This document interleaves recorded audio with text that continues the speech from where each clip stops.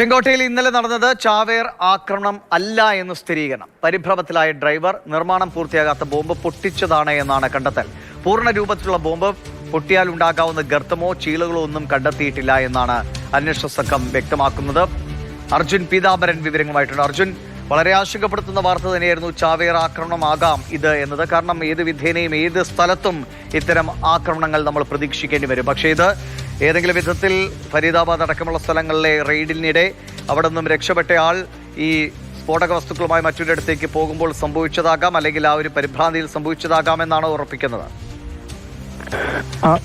ഇതെന്തായാലും ആസൂത്രിതമല്ല എന്നുള്ള വിവരം തന്നെയാണ് ഇപ്പോൾ ഏറ്റവും പുതിയതായി പുറത്തേക്ക് വരുന്നത്. അതായത് ഡൽഹിയിൽ ഇന്നലെ നടന്ന സ്ഫോടനം അതൊരു ചാവേർ ആക്രമണം ആയിരുന്നില്ല എന്നുള്ള കാര്യം.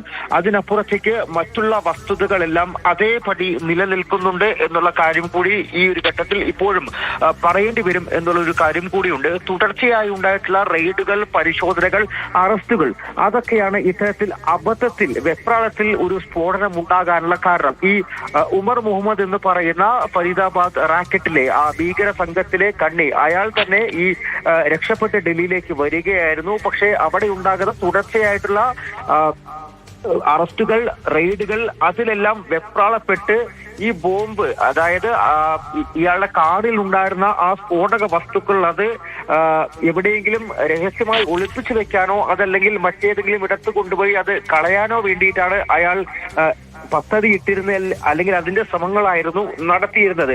അതിനിടയിലാണ് അബദ്ധത്തിൽ പൊട്ടിത്തെറിക്കുന്നത് എന്നുള്ളൊരു വിവരമാണ് ഇപ്പോൾ എന്തായാലും വ്യക്തമാകുന്നത്. ഇത് ഫോറൻസിക് സംഘത്തിന്റെ പരിശോധനയുടെ അടിസ്ഥാനത്തിലാണ് ഡൽഹി പോലീസ് ഇപ്പോൾ ഇത്തരത്തിലൊരു നിഗമനത്തിലേക്ക് എത്തിയിരിക്കുന്നത് എന്നുള്ള കാര്യം കൂടി പറയേണ്ടി വരും.